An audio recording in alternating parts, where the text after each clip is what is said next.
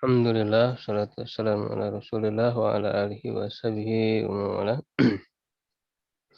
Insyaallah kita melanjutkan kajian ilmu suluk ya atau bisa juga disebut ilmu tasawuf, ilmu akhlak, ilmu tazkiyatun nafs. Melanjutkan pembahasan sebelumnya ya ini pertemuan yang ke-13. Masih di pembahasan adab ilmu di kitabnya di halaman 22 ya, Manhaj Qasid.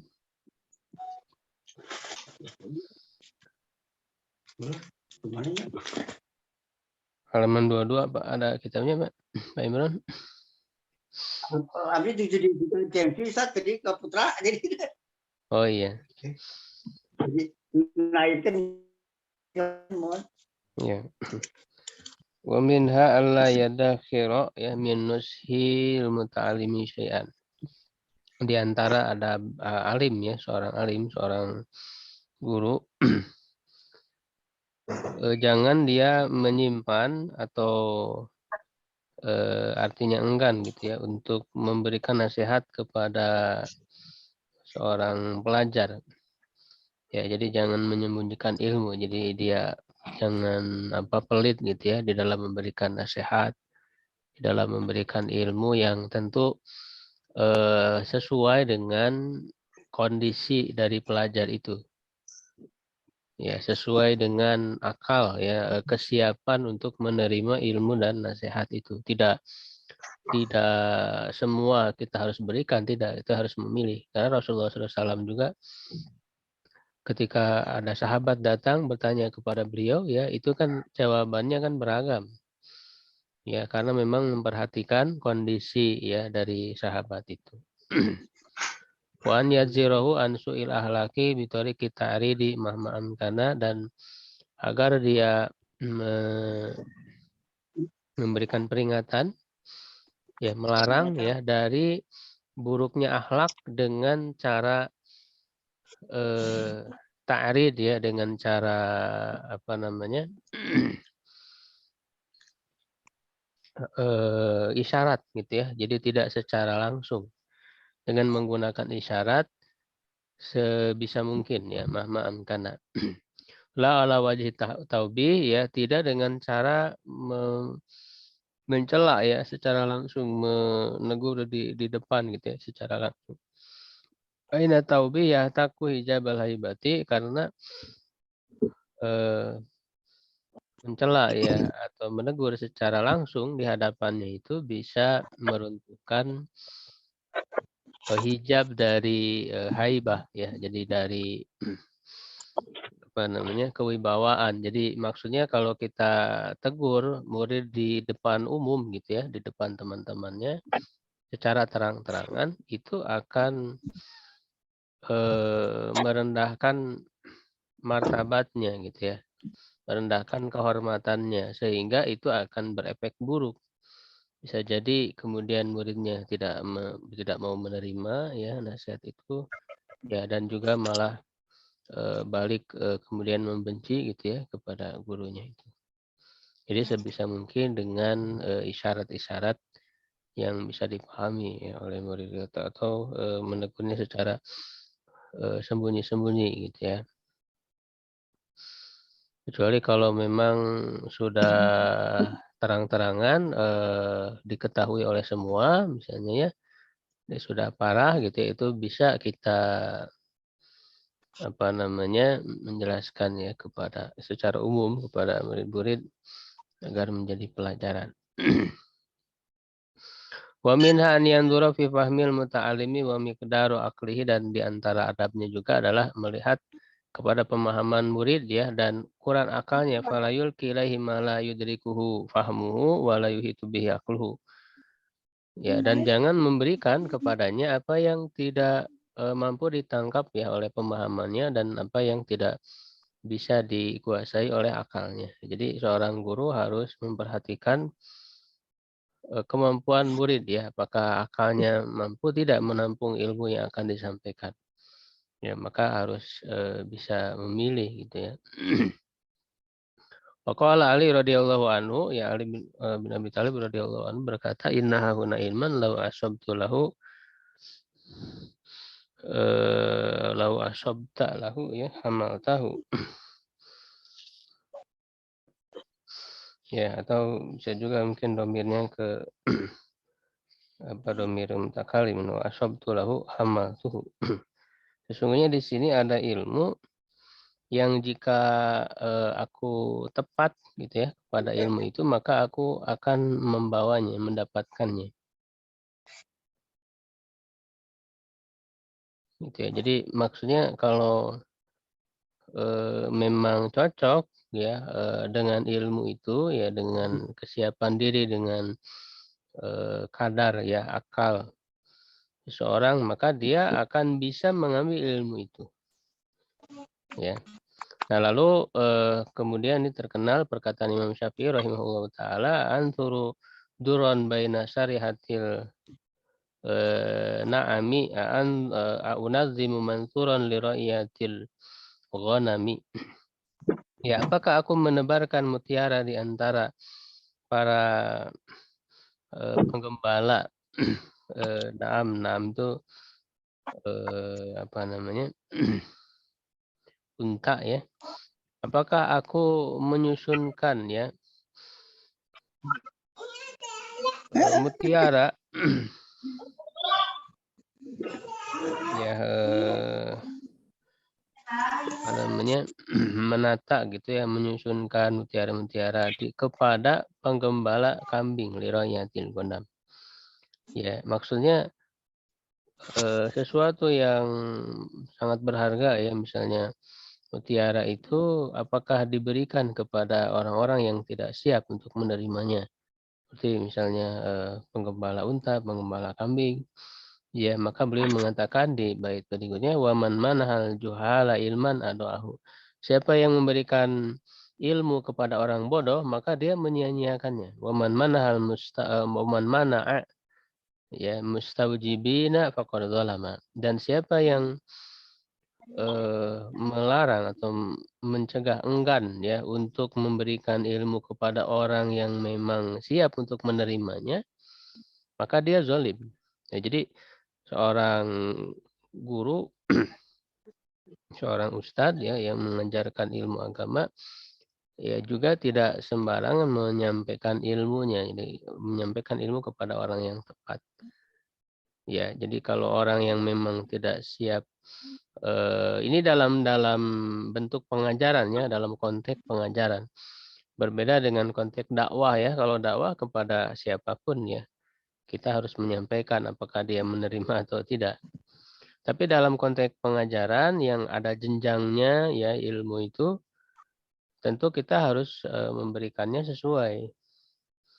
Kalau orang-orang yang belum mampu misalnya diberikan ilmu yang berat, yang besar-besar ya, maka jangan disampaikan sehingga nanti malah akan menjadi sia-sia gitu hasilnya.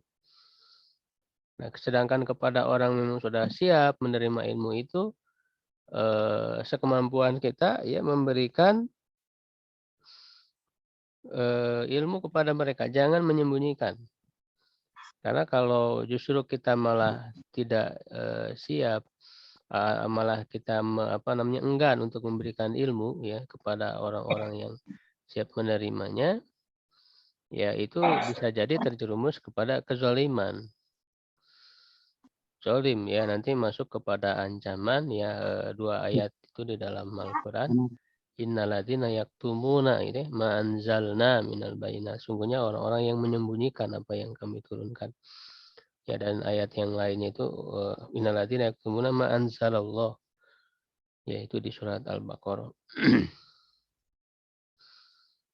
Jadi jangan sampai kita menyembunyikan ilmu itu ya.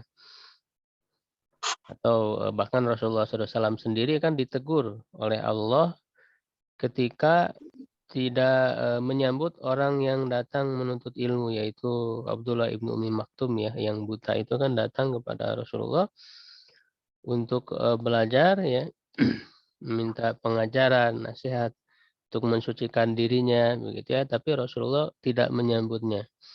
marah bermuka masam karena beliau sedang sibuk mendakwahi para pembesar Quraisy, ya itu kan kemudian ditegur oleh Allah dalam surat Abasa itu.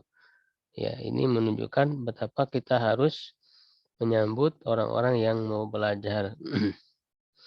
Begitu. Wa minha an yakuna al-muallimu aliman amilan bi ilmi, dan di antara adabnya juga adalah seorang guru mengamalkan ilmunya. Wala yukadzibu qaulahu fi'luhu. Ya, dan jangan sampai perbuatan, jadi dibalik ya, fi'lunya fa'il dari yukadzibu, qaulanya maf'ul bihnya. Jangan sampai pekerjaannya itu mendustakan perkataannya, jadi tidak sesuai gitu antara perbuatan dengan perkataan. Itu sebagaimana peringatan ya Allah dalam Al-Qur'an, "Atamuruna an-nasa bil birri?" Apakah kalian merintahkan orang dengan kebaikan, wa tansawna anfusakum, dan kalian melupakan diri kalian sendiri, wa antum tatlunal kitab, sedangkan kalian itu membaca kitab. Walaupun hitab awalnya ini kepada Bani Israel ya, yang memang kebanyakan mereka seperti itu. Ya, orang Yahudi itu tidak mengamalkan ilmunya. Tapi juga sebagai orang beriman yang membaca ayat ini ya tentu menjadi pelajaran juga ya, karena tidak menutup kemungkinan orang-orang muslim pun ya ada yang seperti itu gitu ya. Ya, jadi tetap dia faidahnya bisa diambil ya, ibrohnya diambil secara umum. Walaupun sebabnya khusus ya, makanya dalam kaidah al-ibratu bi umumil lafzi la bi khususis sabab. Ibroh yang diambilnya itu dengan keumuman lafadznya, tidak dengan kekhususan sebabnya. Waqala Ali radhiyallahu anhu qasama zahri rajulan. Ya, membuat punggungku terbelah, kata Ali bin Abi Thalib, dua orang, yaitu alimun ya mutahattikun, seorang alim yang terbuka aibnya, wa jahilun mutanassikun, dan orang bodoh yang menjadi ahli ibadah.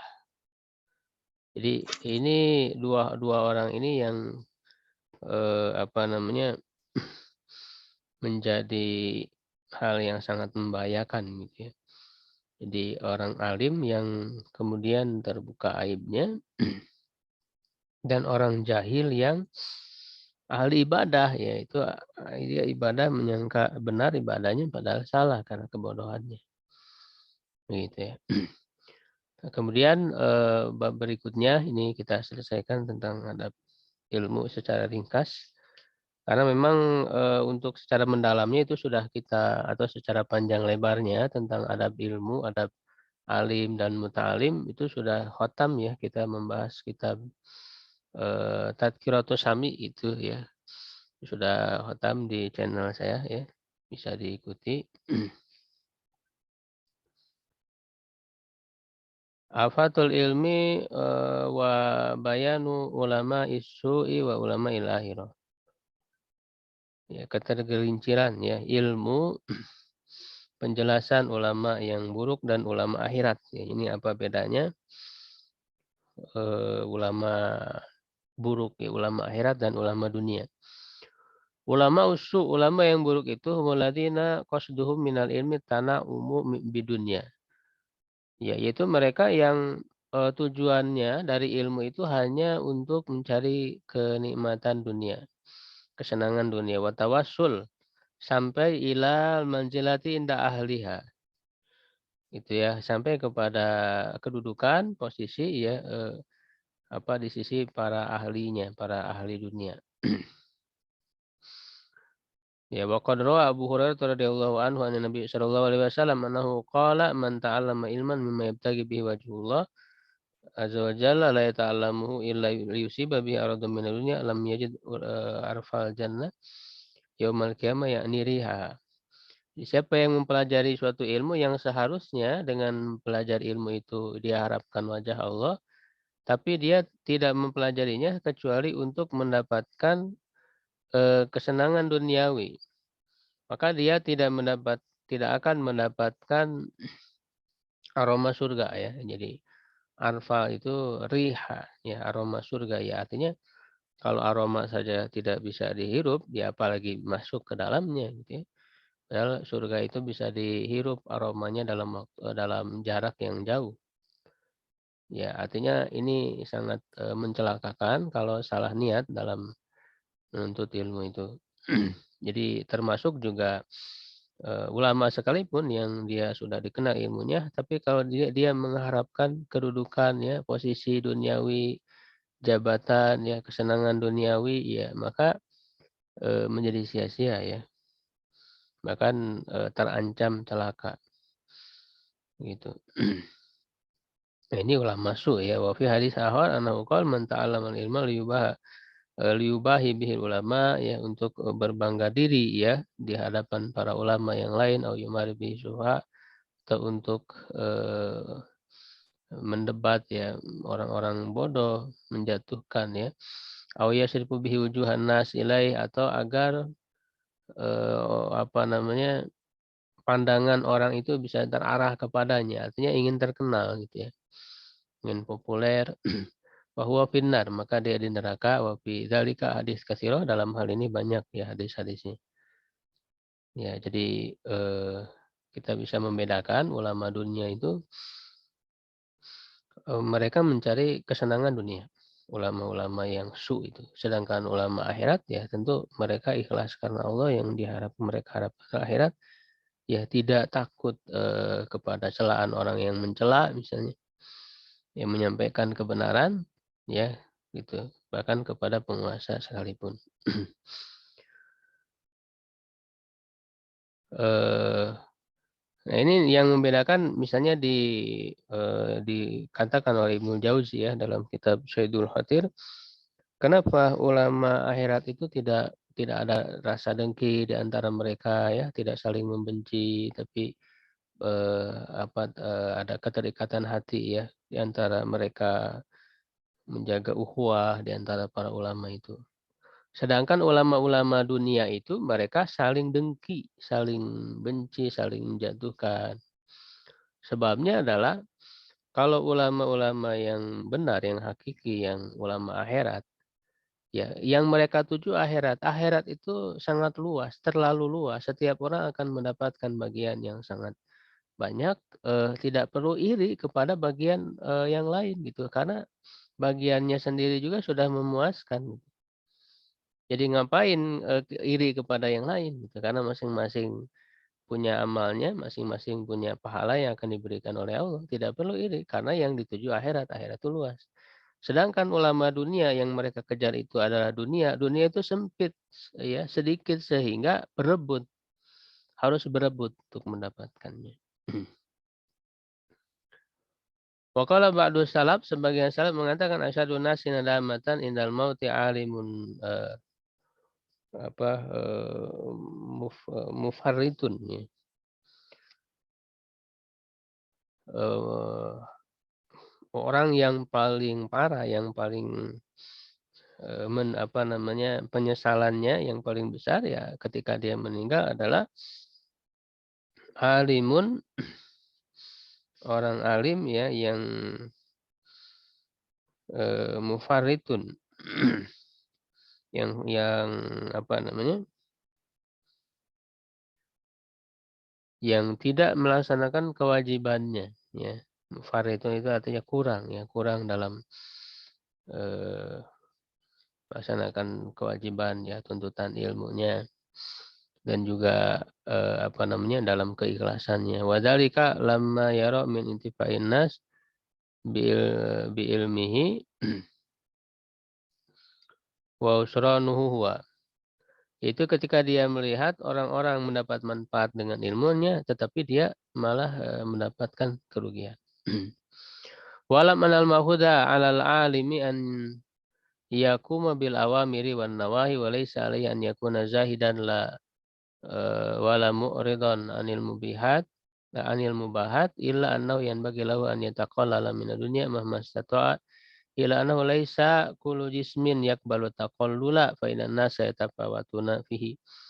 Ketahuilah bahwa yang diambil ataupun yang harus dilakukan oleh seorang alim itu adalah dia menegakkan ya perintah dan dan menjauhi larangan-larangan. Jadi maksudnya selama melaksanakan kewajiban, meninggalkan yang diharamkan, juga melaksanakan yang sunnah, ya meninggalkan yang makruh.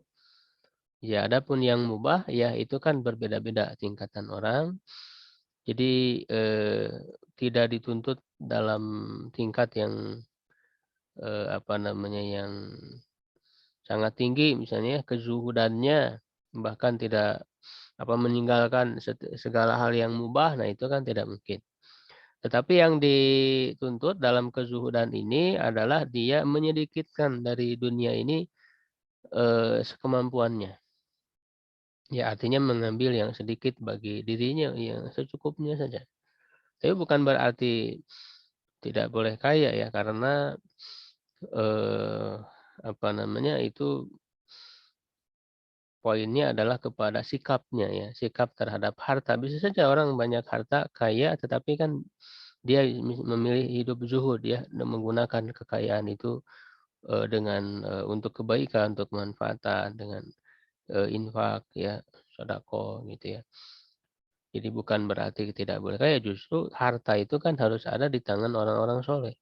Karena sebaik-baik harta itu ada di tangan orang-orang soleh. Jangan kemudian kita membiarkan harta itu ada di orang-orang yang zalim. Begitu. Jadi zuhud ya, makna zuhud juga bukan berarti miskin. Orang kaya juga bisa zuhud. Wa min sifati ulama akhirah. Nah, sifat ulama akhirah itu an yakunu muqbidina anisala munqabidina anisalatini muhtarizina min muhalatatihim. Ya, jadi dia harus menahan diri dari penguasa ya, dan menjauhi diri dari bergaul dengan mereka. Ya, kan Huzaifah radhiyallahu anhu mengatakan iyyakum wa mawaqifal fitan, berhati-hatilah kalian di tempat-tempat fitnah. Qila wa ma hiya? Qala abwabul umara, pintu para penguasa. Ya dulu aduhum alal amin fa yusaddiquhu bil kadzib. Orang ada salah seorang dari kalian yang masuk ya, yang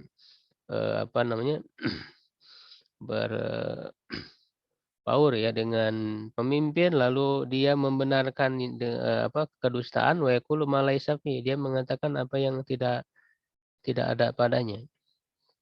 Nah, ini sangat harus menjadi peringatan, perhatian berkaitan dengan para penguasa itu. Nah, ini sangat berbahaya ya kalau tidak siap mentalnya gitu ya, bergaul dengan penguasa, karena mereka punya kekuasaan. Ya, nah ulama su ini mereka tergiur, tergoda ya dengan penguasa itu, sehingga mereka menjual ilmunya itu untuk menjilat penguasa. Ya, sedangkan orang yang ulama yang betul-betul ya, ulama yang hakiki ya, mereka tidak menghinakan dirinya di hadapan penguasa. Justru mereka meluruskan kesalahan-kesalahannya. Begitu ya. Wa qala Sa'id bin Musayyab atau Musayyib rahimahullahu, "Idza ra'aitumul alim yaghshal umara fahadharu minhu fa innahu lisun." Ya, bahkan ini keras ya peringatannya. Apabila kalian melihat seorang alim yang berbaur ya dengan para penguasa, maka berhati-hatilah darinya, sesungguhnya dia itu pencuri. Sesungguhnya dia itu pencuri. Ya, tetapi bukan tidak boleh ya, ini hanya melihat sisi negatifnya. Ya, kalau ulama itu justru dia bersama dengan penguasa itu betul-betul istiqomah dengan keulamaannya, ya bisa meluruskan kesalahan penguasa, ya itu justru bagus. Ya, tapi kan kebanyakan orang malah menjadi pejilat penguasa. Nah, itu ya karena secara keumuman gitu ya, kebanyakannya orang tertipu ya dengan penguasa itu.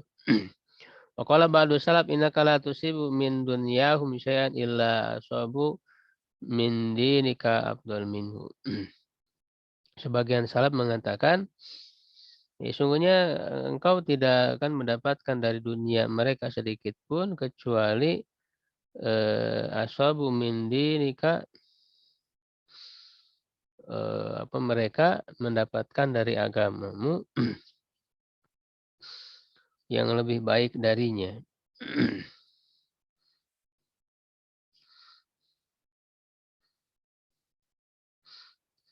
Ya.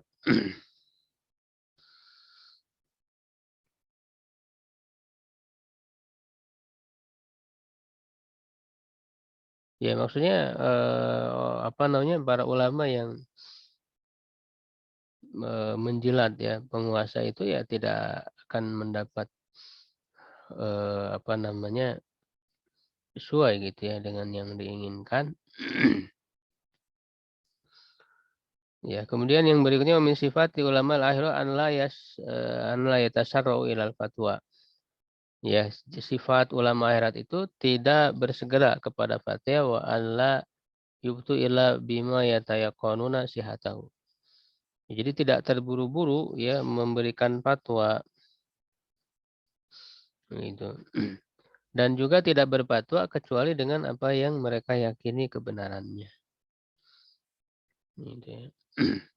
Jadi banyak apa namanya tidak ulama yang terburu-buru gitu ya mengeluarkan fatwa sehingga bisa jadi keliru ya fatwanya itu. Apalagi fatwanya fatwa pesanan dari penguasa gitu. Wa qad kana salaf yatadafa'una al-fatwa hatta tarji'a ilal awal. Ya, salaf itu para ulama salafus saleh dulu itu mereka saling melemparkan fatwa. Jadi ya jangan berfatwa kepada saya, ya, fatwa kepada ulama anu kepada jadi saling melemparkan ya karena mereka takut ya terjerumus kepada kesalahan sehingga berat gitu ya bagi mereka itu tanggungannya, tanggung jawabnya ya dalam berfatwa itu karena fatwa itu artinya memberitahukan hukum Allah gitu ya. Karena mereka tidak sembarangan. Ya, jadi saling melemparkan fatwa kepada kepada kemudian sampai kembali lagi kepada yang pertama gitu, kepada ulama yang pertama yang ditanyakannya itu.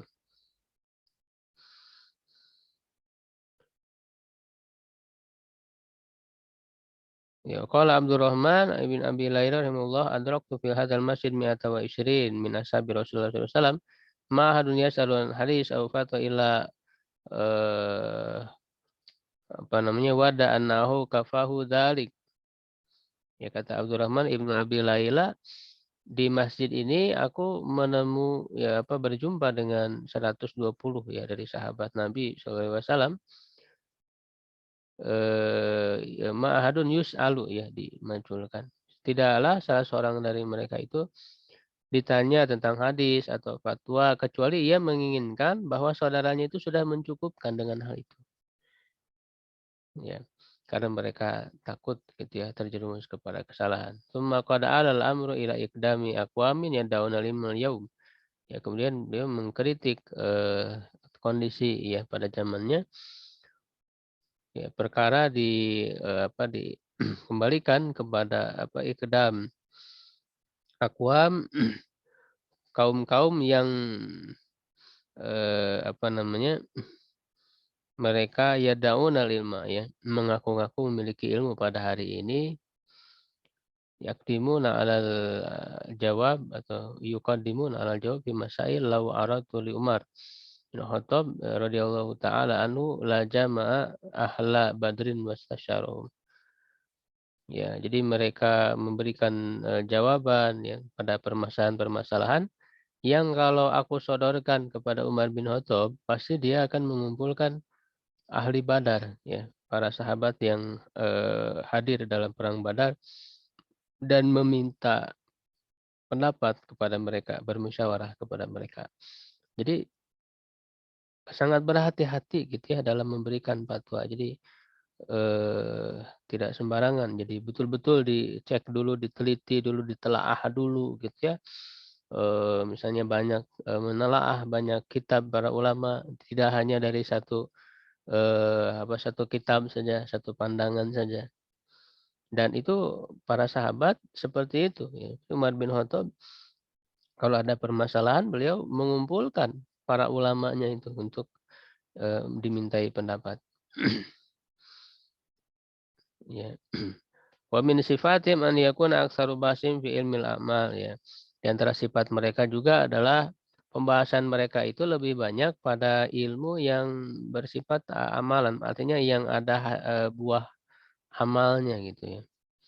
Yang menghasilkan amal, amma yufsiduha wa yakadirul qulub wa yuhijul wasawisa gitu ya, dari apa yang merusaknya, mengotori hati ya, yang bisa apa namanya menjadi bisikan ya, bisikan-bisikan yang buruk. Fa inna suwarul a'mal qariba sahla wa inna mata'am fi tasfiyatiha. Penggambaran amalan amal itu ya dekat dan mudah gitu. Hanya yang menjadi lelah itu adalah dalam membersihkan amalan itu.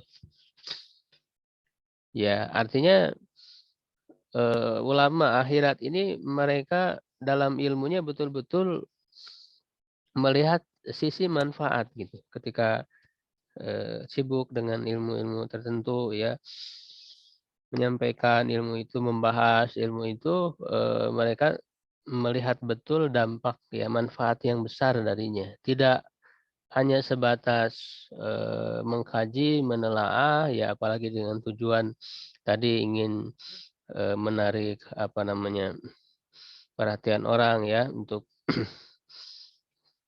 popularitas atau untuk supaya dipuji gitu ya oleh manusia, bukan itu.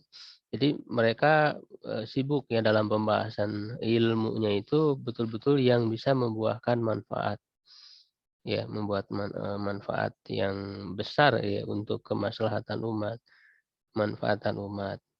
Jadi tidak sibuk pada hal-hal yang sebenarnya manfaatnya kurang gitu ya. Jadi mengetahui prioritas mana yang lebih penting. Ya, sebetulnya kan ini diringkas dari Ihya Ulumuddin Imam Ghazali ya. Jadi Imam Ghazali sangat sangat apa namanya eh, mengutamakan ilmu tasawuf gitu ya, ilmu suluk. Jadi kata beliau bahwa ilmu suar amal gitu ya. Maksudnya ini ilmu fikih gitu ya, kalau untuk mengetahui hukum-hukum amalan, bagaimana standar dalam pengamalan, yaitu mudah saja, justru yang berat itu mensucikan amal itu dari kekotoran-kekotorannya. Nah, itu kan peran dari ilmu suluk, ilmu tasawuf. Bagaimana amalan itu bisa bersih gitu ya dari yang bisa merusaknya. Walaupun tentu setiap ilmu-ilmu syar'i ya kayak gitu, akidah, suluk, fikih, ya tafsir hadis itu punya peran yang sangat besar, yang sangat penting ya untuk kemaslahatan umat. Ya, dan di masing-masing ilmu itu tentu ada hal-hal yang gharib, yang asingnya, hal-hal yang eh, sebetulnya tidak terlalu bermanfaat dalam amalan begitu. Ya, atau salah menyikapi gitu. Misalnya hal-hal yang sebetulnya dalam ilmu itu termasuk suatu yang ijtihadiyah, yang furu ya, dianggap sebagai usul gitu ya. Sehingga apa namanya membahasnya itu seringkali tertipu gitu ya dalam pembahasannya. Ya, memposisikannya dia itu sedang menjawab syubhat-syubhat begitu ya. Padahal itu tidak ada lain adalah hal yang ijtihadiyah, yang furu gitu ya, baik dalam akidah, dalam fikih. Jadi salah menempatkan sehingga menjadi buang-buang energi gitu. Menganggap suatu yang furu menjadi sebagai suatu yang usul. Ya, sehingga berlebih-lebihan, keras kepada yang berbeda, ya bahkan kemudian mudah memponis bid'ah, ponis bahkan keluar dari Ahlussunnah. Ya. itu ulama akhirat tidak kemudian mensibukkan diri pada hal-hal yang kurang manfaatnya itu, bahkan buang-buang energi karena tadi salah penempatan. Wa asludin tawaqi minasyar, asal dari agama, pokok dari agama itu menjaga dari keburukan, wala yasihu an yatawaqqa ya hatta ya arifa. Dan tidak sah dia bisa menjaga ya dari hal itu kecuali sampai dia mengetahuinya. Wa min sifatihim al-bahsu an asraril amalil syariah, dan di antara sifat mereka juga mencari rahasia-rahasia amal-amal syariat, maksudnya hikmah ya, jadi menggali hikmahnya.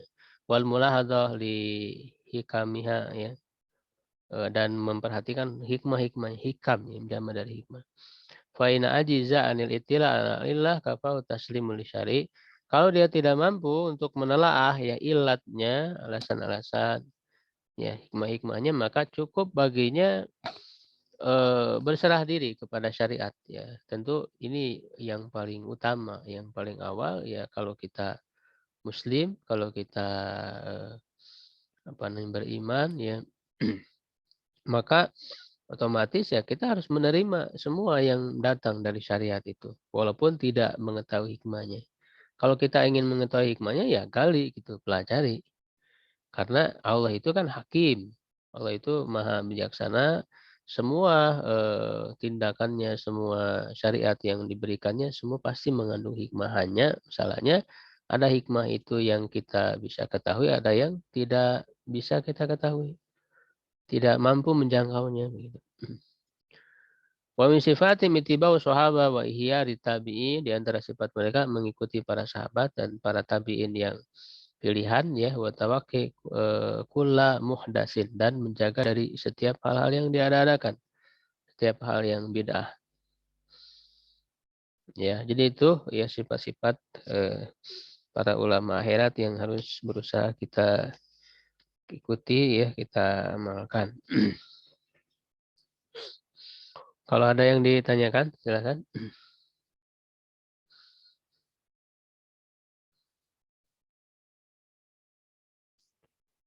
Cukup ya, insyaallah ini pembahasan tentang adab ilmu ya secara ringkas.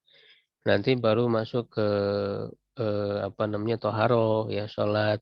Karena yang dibahas dalam ilmu suluk itu lebih kepada hikmah-hikmahnya ya, asrar ya, rahasia-rahasia, adab-adabnya gitu ya. Beda dengan fikih yang membahas secara hukum, standar pengamalan yang sahnya seperti apa gitu, urusannya ilmu fikih. Jadi ilmu Ustaz, suluk ini Ustaz, lebih maaf, ya. tadi ada lagi ini, itu fitas fiyatiha ya Ustaz ya? Wa innamat Tasfiyat ya, ya. Anda ketinggalan artinya tadi fitas fiyatiha. Tasfiyat ya, dalam membersihkannya atau memurnikannya. Dari apa ini Ustaz? Dari Asal kata kata ini. sofa yusafi tasfiyat. Oh, sofa, ya, ya. Sucikan Ya. Ustaz ya. Wazan fa'ala ya, diambil dari kata sofa. Sofa itu suci, Sobat bening, bersih ya, ya. bersih, Iya, iya. murni. Ustaz, Gitu. ini ahlil badri wastisyarihim Ustaz ya. Wastasyara bil madi